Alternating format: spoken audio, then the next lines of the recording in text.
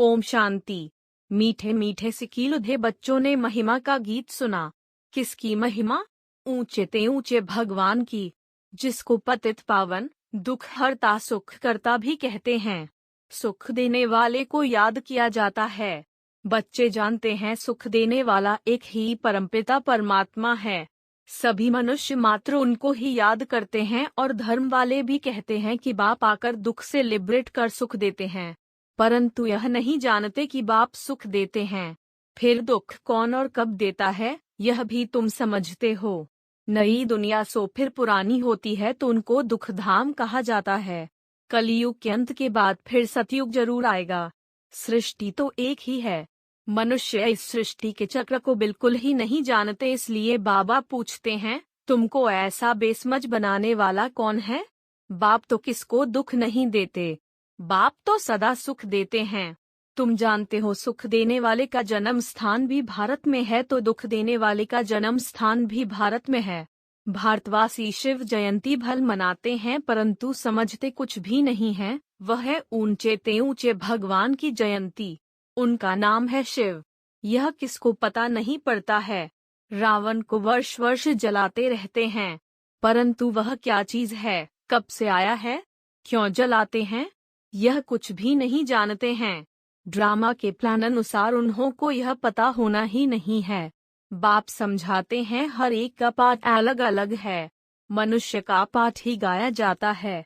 मनुष्य ही समझदार हैं, जानवर तो बेसमझ हैं। इस समय मनुष्य भी बेसमझ बन पड़े हैं। यह जानते ही नहीं कि दुख हरता सुख करता पतित पावन कौन है, पतित कैसे बने हैं और पावन कैसे बनेंगे। पुकारते हैं परंतु अर्थ नहीं जानते। इस समय है ही भक्ति मार्ग। शास्त्र भी सब भक्ति मार्ग के हैं। शास्त्रों में कोई सद्गति का ज्ञान नहीं है। कहते भी हैं ज्ञान, भक्ति, वैराग्य, बस इतना बुद्धि में आता है। इसका भी अर्थ नहीं जानते। ज्ञान का सागर एक ही परमपिता परमात्मा है, जरूर उनको ही ज्ञान देना है। वही सतगुरु सद्गति दाता है, इसलिए उनको पुकारते हैं आकर दुर्गति से बचाओ। द्वापर में हम पहले सतो प्रधान पुजारी बनते हैं, फिर पुनर्जन्म लेते उतरते आते हैं। जो भी मनुष्य आते हैं सीढ़ी तो जरूर उतरेंगे ही। भल बुद्ध आदि का नाम सीढ़ी में नहीं दिया है। अगर उनको दिखाओ भी तो भी उन्हें भी सीढ़ी तो उतरनी है ना। उनको सतो रजो तमो में तो आना ही है। अभी सब तमो प्रधान हैं। अब बाप समझाते हैं यह शास्त्र सब भक्ति मार्ग के हैं, जिसमें अनेक प्रकार के कर्मकांड हैं। ज्ञान देने वाला एक ही बाप है। ज्ञान सागर ही आकर सच्चा ज्ञान सुनाते हैं। आधा कल्प है दिन, उसमें भक्ति की बात ही नहीं। दिन में कभी ठोकरें नहीं खाते, वहाँ तो सुख ही सुख है।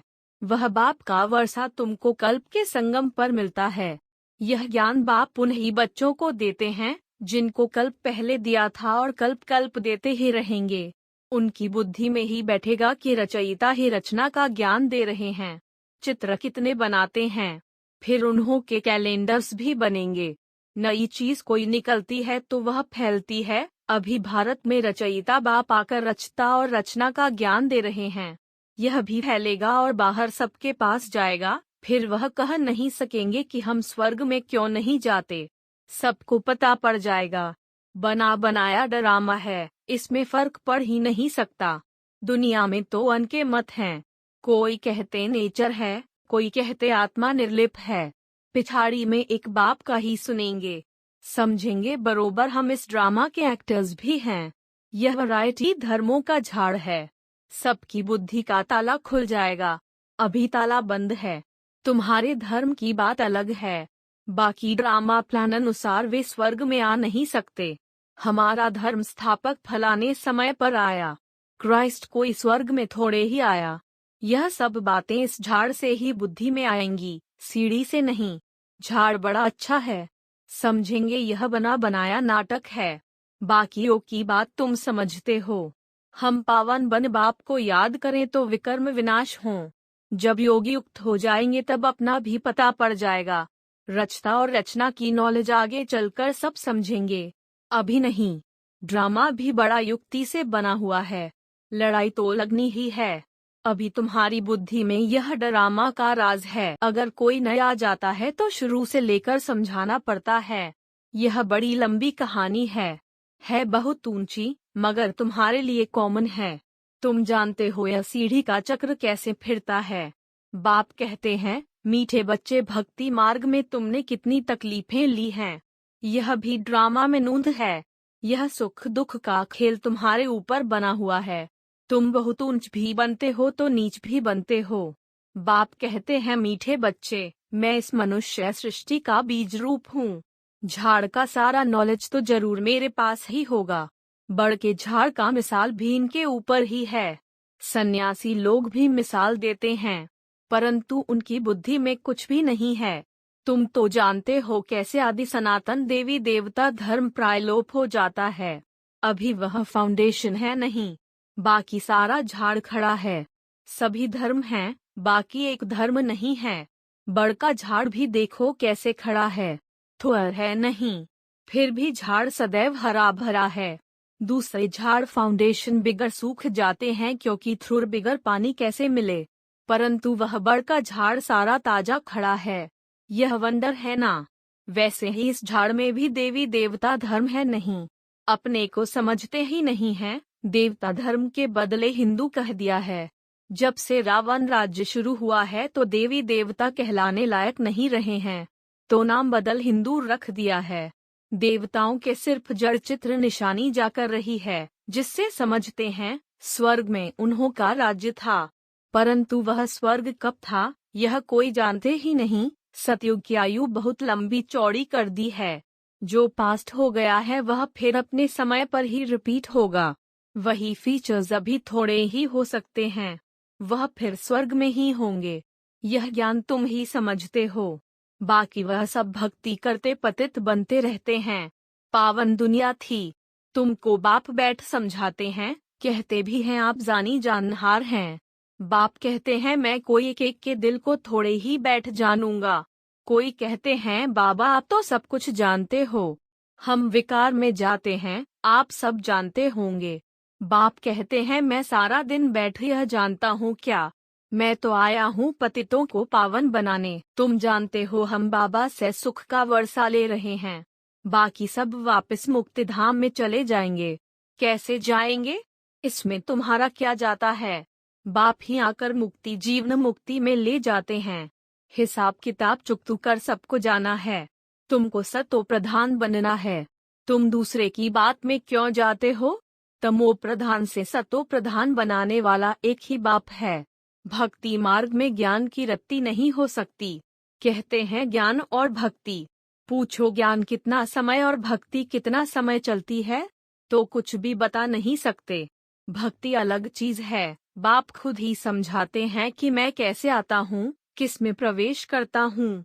मनुष्य भक्ति मार्ग में फंसे हुए होने के कारण मुझे मुश्किल ही पहचानते हैं, इसलिए तुम शिव शंकर के चित्र पर समझाते हो। वह दोनों को एक कर देते हैं। वह सूक्ष्म वतनवासी, वह परमधाम के वासी, दोनों के स्थान अलग अलग हैं। फिर एक नाम कैसे रख सकते। वह निराकारी, वह कारी, ऐसे थोड़े ही कहेंगे। शंकर में शिव का प्रवेश है, इसलिए तुम शिव शंकर कह देते हो। बाप समझाते हैं, मैं तो इस ब्रह्मा में प्रवेश करता हूँ। तुमको यह किसने बताया कि शिव शंकर एक है। शंकर को तो कभी कोई गॉड फादर नहीं कहते।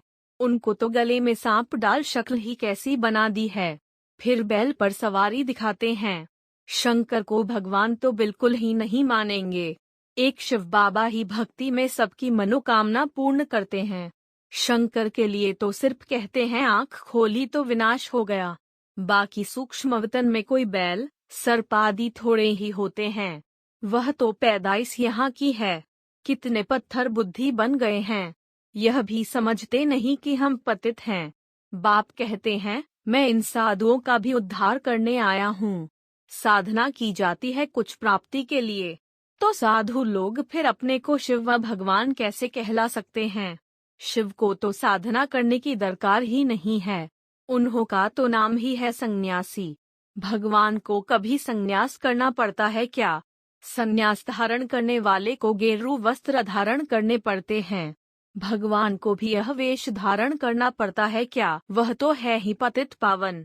कहते हैं मैं इन वेशधारियों का भी उद्धार करता हूँ। ड्रामानुसार हर एक अपना अपना पाठ बजाते हैं। भक्ति मार्ग में मनुष्य जो कुछ करते हैं समझते नहीं हैं। शास्त्रों से किसकी सद्गति नहीं होती, सद्गति होती है एक सतबाप से। ड्रामानुसार यह शास्त्र भी जरूरी है। गीता में क्या क्या लिखा हुआ है, गीता किसने सुनाई, वह भी कोई जानते नहीं है। तुमको मुख्य जोर देना है गीता पर। गीता ही सर्वशास्त्रमय शिरोमणि है। अभी यह धर्मशास्त्र किसने और कब रचा और इससे क्या हुआ, कोई जानते नहीं। गीता में जो कुछ लिखते आए हो वह फिर रिपीट होगा। हम उनको अच्छा व बुरा कुछ नहीं कहते हैं, परंतु समझते हैं यह भक्ति मार्ग की सामग्री है जिससे मनुष्य उतरते जाते हैं। 84 जन्म पूरे लेते लेते उतरती कला में तो आना ही है।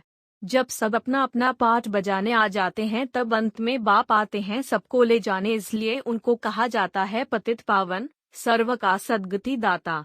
वह जब आते हैं तभी आकर रचता और रचना के आदि मध्य अंत का ज्ञान सुनाते हैं।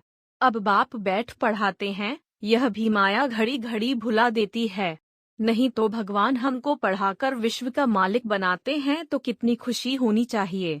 सतयुग में यह ज्ञान नहीं होगा, फिर भक्ति मार्ग में वही भक्ति के शास्त्र होंगे। 2500 वर्ष यह पाठ बजाना ही है। यह चक्र का ज्ञान तुम्हारी बुद्धि में है। वो लोग तो ना पतित पावन को जानते, न पावन से पतित कौन बनाते यह जानते हैं। सिर्फ खिलौने बनाकर खेलते रहते हैं, समझते कुछ भी नहीं। तुमको कहेंगे तुम भी भारतवासी हो, तुम फिर कैसे कहते हो कि सिर्फ भारतवासी कुछ नहीं समझते, बेसमझ हैं। जितना बहुतों का कल्याण करेंगे तो ऊंच पद पाएंगे। रूहों को ही समझाना होता है, समझती भी रूह है। आधा कल्प तुम देह अभिमानी बनते हो। देही अभिमानी बनने से आधा कल्प सुख, देह अभिमानी बनने से आधा कल्प दुख। कितना फर्क है। तुम जब विश्व के मालिक थे तो कोई धर्म नहीं था। अभी कितने मनुष्य हैं, अभी तुम हो संगम पर। अच्छा, मीठे मीठे से खिलते बच्चों प्रति मात पिता बाप दादा का याद प्यार और गुड मॉर्निंग। रूहानी बाप की रूहानी बच्चों को नमस्ते।